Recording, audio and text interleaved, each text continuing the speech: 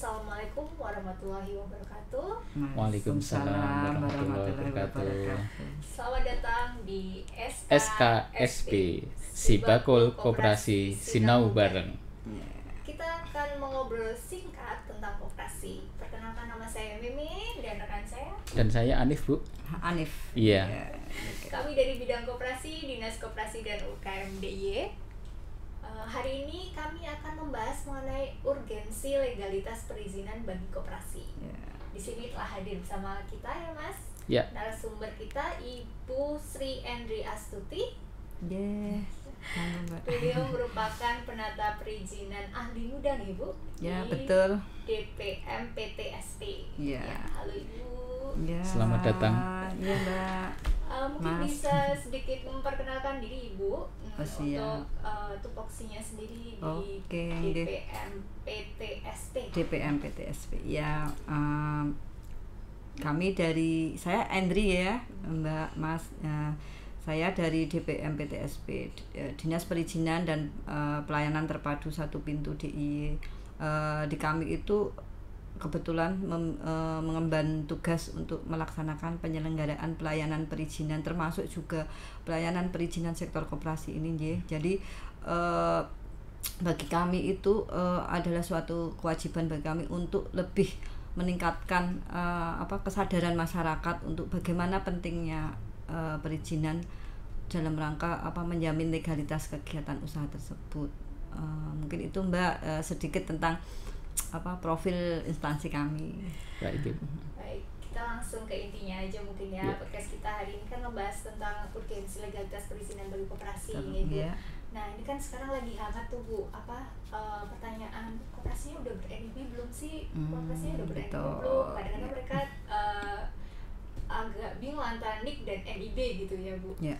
Nah, sekarang apa sih Bu yang dimaksud NIB koperasi sendiri?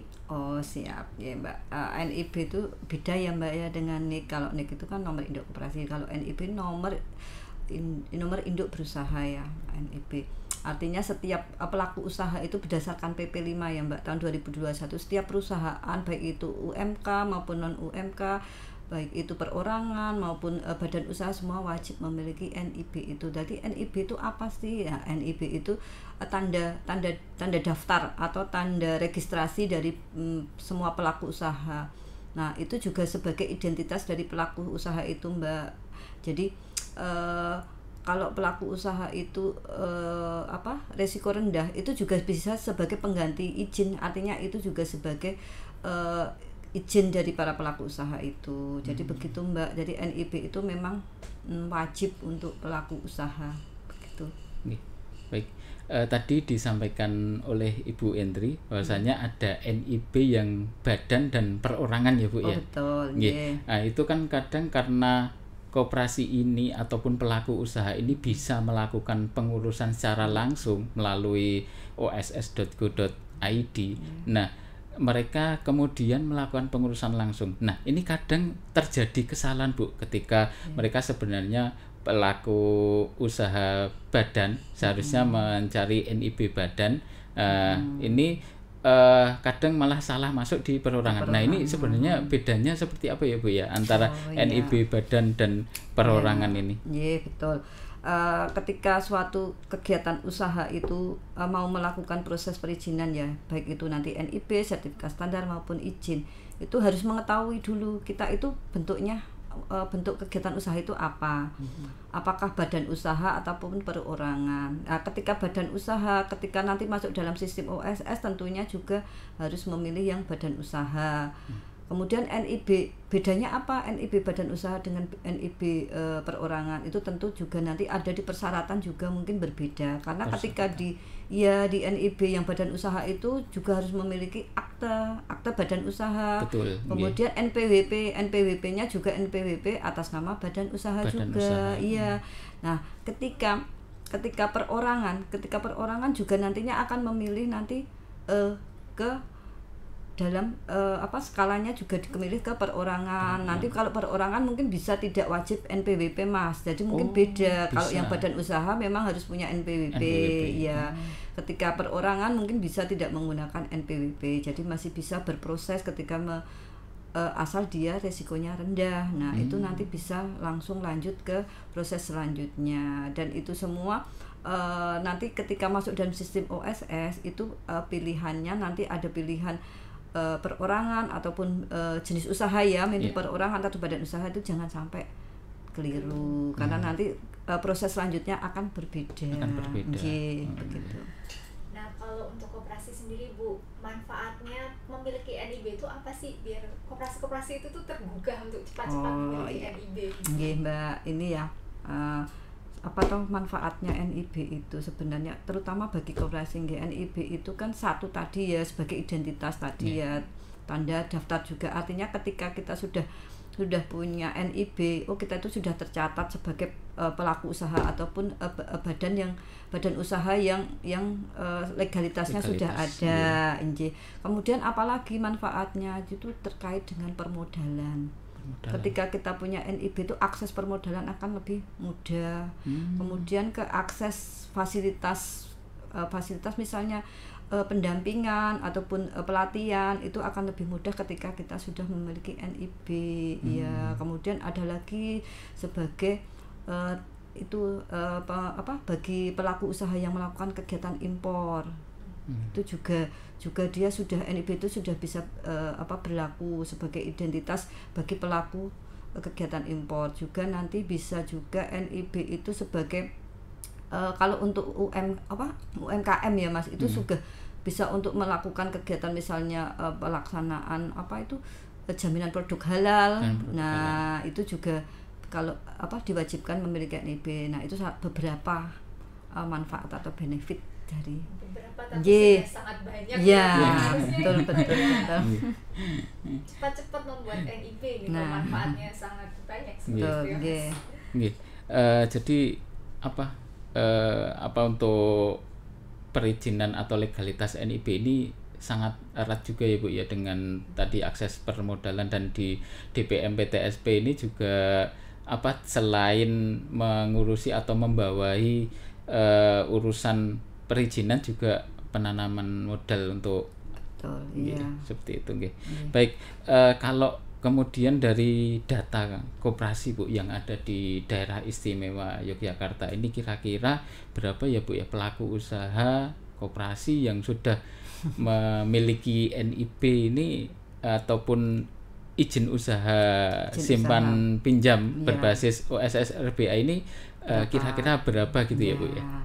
Ini Mas, untuk koperasi sesuai kewenangan kami ya di DPM PTSP DIY itu untuk tahun 2022 itu baru sekitar 15 koperasi ya yang sudah kami terbitkan izinnya. Kemudian untuk tahun 2023 ini kebetulan karena ada moratorium ya Mas. Nah, itu baru 1 di tahun 2023 ini. 1 nggih. Ya kami harap ini moratorium ini segera karena ini informasinya kan akan berakhir ketika nanti terbit undang-undang baru. Nah, ya nanti harapan kami undang-undangnya segera terbit dan pelaku usaha di sektor koperasi ini segera memiliki izin. Begitu. Jadi untuk izin usaha simpan pinjam ini masih terkendala untuk moratorium. Jadi belum bisa melakukan pengurusan gitu ya Bu ya. Sementara belum bisa karena masih ada surat edaran ya terkait moratorium tersebut ya. Terkait izin usaha simpan pinjamnya, terus kemudian izin kantor cabang juga belum bisa sama ya. Semua yang terkait dengan usaha simpan pinjam masih moratorium semua. Masih moratorium semua. Jadi kalau seperti itu untuk memperoleh NIB pun juga belum bisa ya Bu ya. Kan kalau untuk izin usaha simpan pinjam itu nanti akan berlaku efektif setelah memenuhi komitmen. Seperti itu. Gini Mas, kalau dalam pengurusan NIB itu nanti kan juga mungkin tidak usah menunggu sampai moratorium selesai, mungkin masih bisa dilaksanakan. Tapi ketika nanti akan berlanjut dalam proses izin itu belum bisa kami layani. Baik, terima kasih. Kemudian ini Bu, permasalahan yang sering kita hadapi ketika di lapangan itu, ketika koperasi ingin melakukan pengurusan NIB. Ini kan dulu koperasi ini untuk pengesahan badan hukumnya kan belum melalui Kementerian Hukum dan HAM, jadi belum memakai AHU untuk badan hukumnya. Dulu kan ada koperasi yang lama itu badan hukumnya masih BH gitu kan ya. Nah ini apakah nanti ketika koperasi yang belum SK badan hukumnya itu belum AHU, apakah nanti juga akan mengalami kendala ya Bu ya dalam melakukan pengurusan NIB? Apakah koperasi ini harus merubah ke AHU terlebih dahulu atau seperti apa Bu?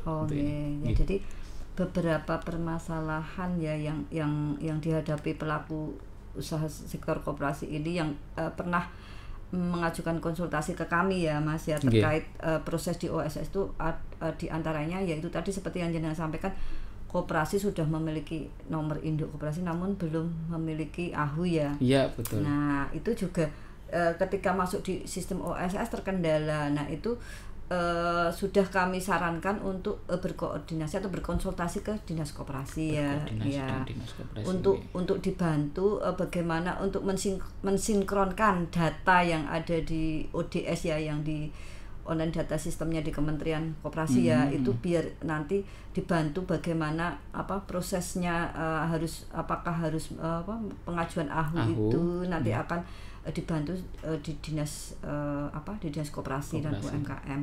Kemudian selain itu mungkin juga ini Mas, permasalahan NPWP ketika NPWP tidak sinkron yang ada di data di OSS-nya.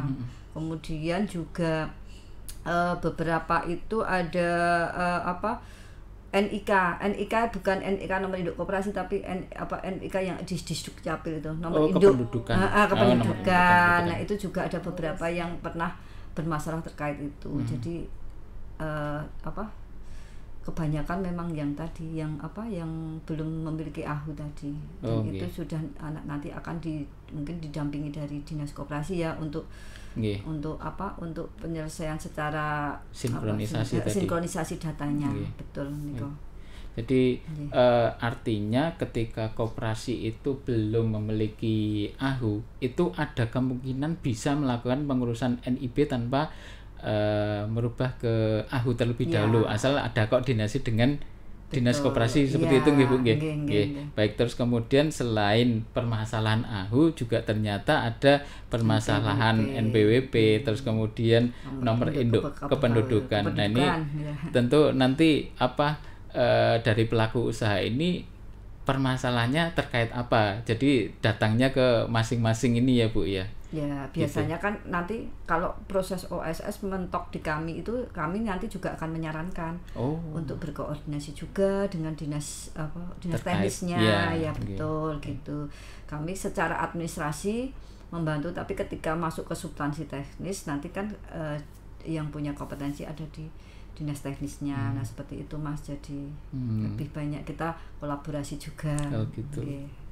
Tapi ngomong-ngomong, selain koperasi, kalau untuk badan hukum yang lain apakah juga ada permasalahan seperti ini juga Bu?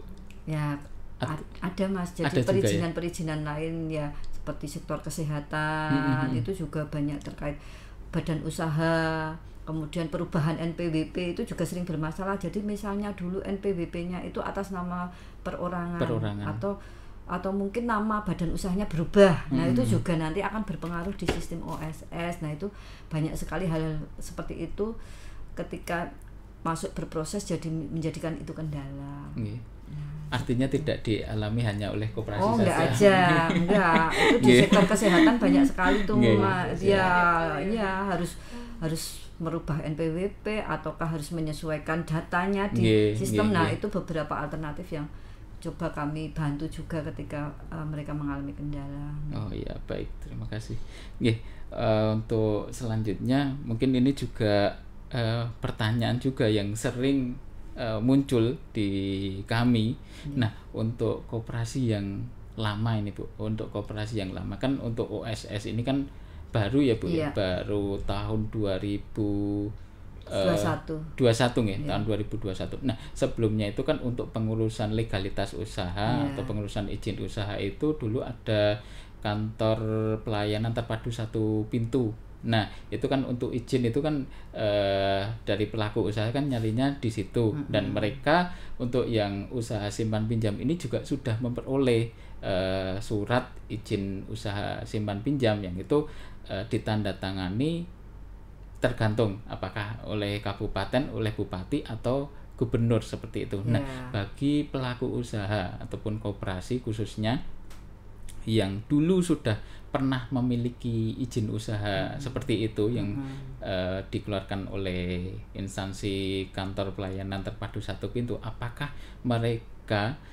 ini perlu melakukan pengurusan lagi, Bu, untuk mengurus izin usaha yang berbasis OSS RBA ini? Ya, tentunya iya Mas, karena nanti ketika mereka akan melakukan melakukan, kan sekarang semua wajib NIB ya Mas. Wajib NIB. Otomatis ketika mereka melakukan izin baru lagi, itu kan harus, mungkin kalau dulu belum melalui OSS ya Mas ya, tentunya harus melakukan perubahan. Ya, namun untuk data-data di dalam dokumen perizinannya itu, misalnya itu nanti ada perubahan, kan sekalian dirubah ketika nanti mengurus di OSS-nya. Tapi nah itu kan tentunya koperasi itu selama beberapa tahun itu kan ada perubahan Mas, baik itu pengurus maupun mungkin modal usaha. Nah, itu kan sekalian nanti dirubah. Kemudian untuk aktanya juga mungkin di situ kan mungkin kalau dulu mungkin belum mengenal apa KBLI itu ya Mas ya. KBLI, nah, betul. Sekarang kan harus ada KBLI-nya. Otomatis sebaiknya itu memang harus dilakukan perubahan dan berproses kembali gitu. Itu idealnya memang seperti itu. Tapi nanti kesulitan-kesulitan apa yang dialami lah itu mungkin bisa kita komunikasikan juga, baik itu dengan kami di DPM PTSP maupun dari dinas koperasi sebagai OPD yang mempunyai kewenangan dalam mengeluarkan rekomendasinya ya. Nah, itu mungkin seperti itu Mas. Jadi karena yang dulu itu belum ada KBLI, Kode Baku Lapangan Usaha Indonesia. Betul. Jadi untuk koperasi yang sudah memiliki ini dulu yang belum berbasis OSS RBA ini tetap dilakukan pengurusan. Betul. Gitu nggih Bu dari awal. Otomatis kan berubah Mas, nanti kalau dia dulu mungkin belum KBLI-nya juga kan sekarang menggunakan KBLI versi yang tahun 2020 ya. Nah, betul. Otomatis nanti di ahunya juga berubah. Betul. Nah, artinya tidak bisa dilakukan perpanjangan gitu, tidak bisa. Tidak bisa. Harus diulang nggih. Baik nggih. Nah, terus kan Bu, ini banyak banget ini koperasi mulai bertanya, itu syarat-syaratnya apa aja dalam pembuatan NIB biar waktu mereka mendaftar itu tuh lancar, tidak terkendala seperti itu. Iya. Jadi untuk NIB sendiri itu sebenarnya sederhana Mbak. Kalau untuk koperasi itu syaratnya ya itu akta ya Mbak ya. Akta NPWP atas nama koperasi juga, kemudian KTP ketua koperasi, kemudian email atas nama koperasi ya, yang masih aktif, dan nomor telepon juga yang masih aktif dari. Berarti semudah itu ya Bu? Iya, semudah itu. tapi mungkin perlu dipersiapkan meskipun. Siap. Baik Bu, kemudian kira-kira kalau dari DPM PTSP masih salah gitu. Mohon maaf. Kalau dari DPM PTSP itu sendiri, langkah-langkah apa yang dilakukan oleh DPM PTSP itu terhadap koperasi yang belum memiliki NIB itu ataupun memiliki izin usaha itu, kira-kira langkah-langkahnya apa Ibu ya? Oke, untuk mendorong ya, gitu ya. Betul. Dari DPM PTSP DIY ya Mas, terutama kami melakukan usaha-usaha untuk memberikan pemahaman kepada masyarakat pelaku usaha terkait dengan perizinan ya. Jadi tidak hanya koperasi, mungkin perizinan lainnya juga itu kita juga menyelenggarakan sosialisasi. Kemudian kita diundang mungkin ya dari pelaku usaha mungkin atau dari dinas teknis. Nah, kita menyampaikan himbauan ataupun pemahaman bahwa perizinan itu penting, kemudian apa sih manfaatnya perizinan itu, ketika kita mempunyai izin itu manfaat-manfaat apa. Nah, itu hal-hal yang perlu dipahamkan kepada baik itu pelaku usaha, koperasi ataupun mungkin masyarakat, bagaimana mereka itu memiliki memiliki suatu pemahaman bahwa ketika mereka melakukan proses izin itu akan sangat memberikan keuntungan, kemudahan bagi mereka, dan itu tidak dipungut biaya. Hal-hal seperti itu yang perlu dipahamkan ke mereka agar mereka itu punya dorongan, motivasi untuk berizin. Nah, hal-hal seperti itu sudah kami lakukan. Termasuk tadi Mas, kita ada forum PTSP juga, forum PTSP. Ya, kemudian juga ada sosialisasi. Nah, itu beberapa kolaborasi dengan OPD teknis juga melakukan sosialisasi terkait proses perizinan tersebut. Koordinasi. Ya, seperti itu mungkin. Jadi perlu ditekankan bahwa dalam proses perizinan pembuatan NIB itu tuh gratis ya Mas. Gratis. Ya. Tidak dipungut biaya. Tidak dipungut biaya.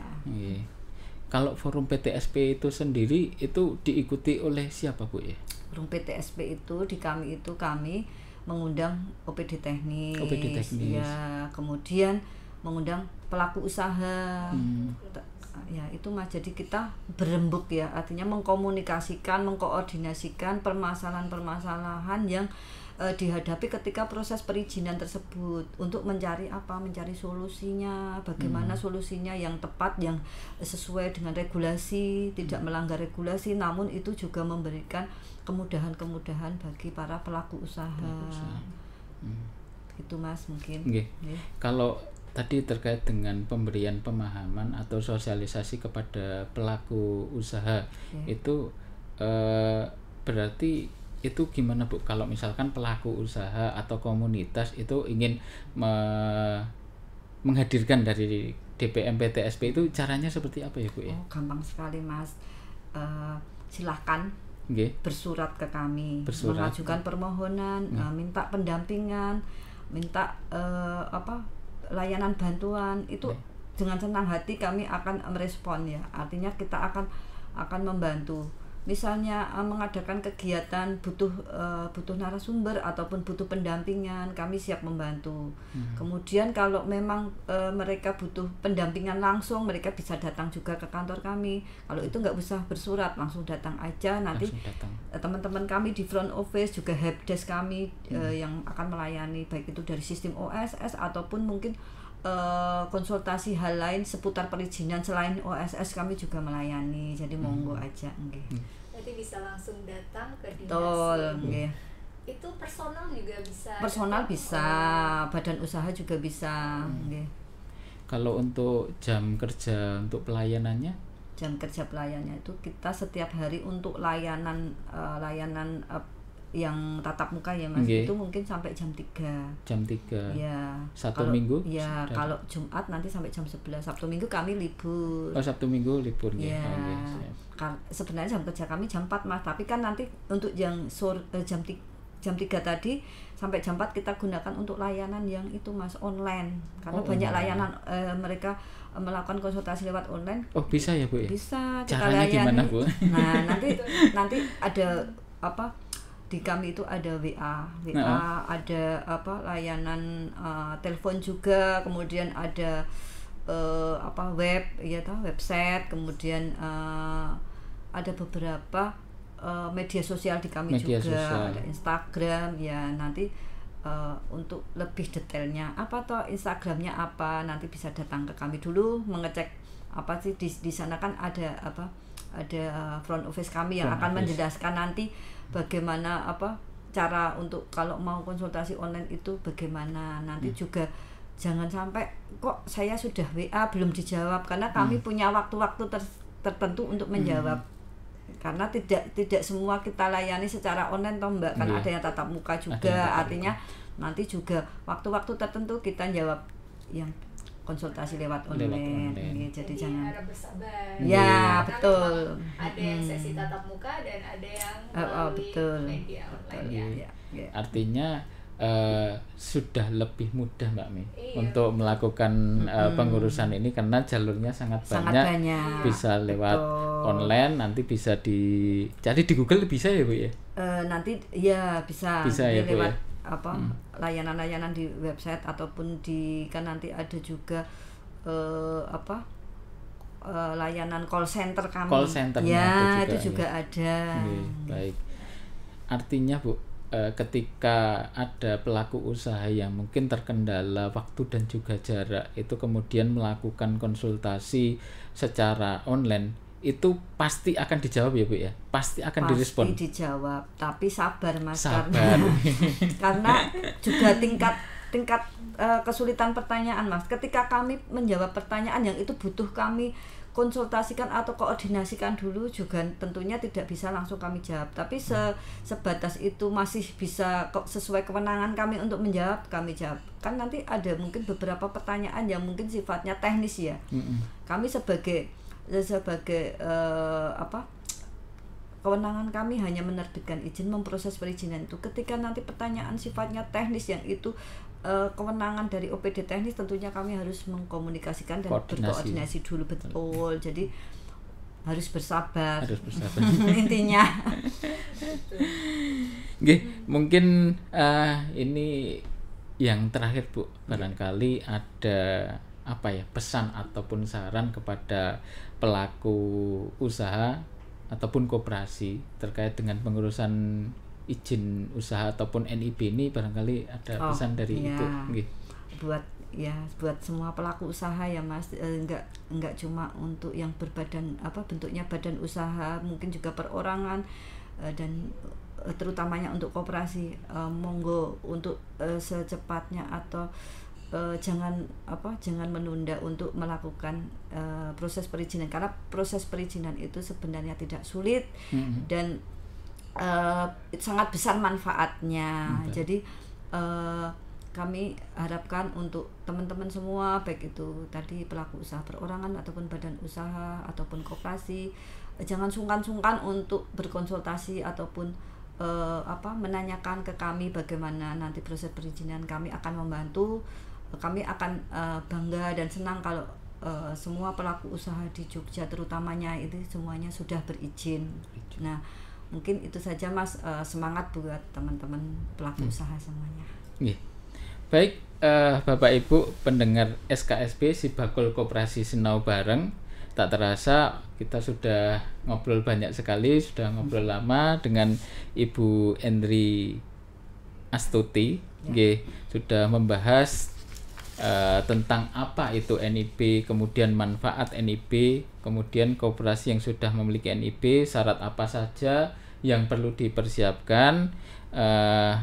Barangkali sedikit kami simpulkan bahwa pengurusan NIB ini sangat penting bagi pelaku usaha baik koperasi maupun UMKM. Nah, kemudian pengurusan ini bisa dilakukan secara online melalui oss.go.id. Kemudian apabila ada kendala, maka pelaku usaha ataupun koperasi bisa datang langsung ke kantor DPM PTSP ataupun bisa melalui jalur online, ada call center, kemudian ada WhatsApp ataupun melalui media sosial maupun website yang ada yang dikelola oleh kantor DPM PTSP. Itu mungkin sedikit kesimpulan dari kami berkaitan dengan obrolan pada kesempatan kali ini. Ya, sayang sekali waktu kita harus berakhir di sini. Terima kasih semua dan sehat selalu. Sampai jumpa di SKSB Sibakul Koperasi Sinau Bareng episode berikutnya. Wassalamualaikum warahmatullahi wabarakatuh. Waalaikumsalam warahmatullahi wabarakatuh.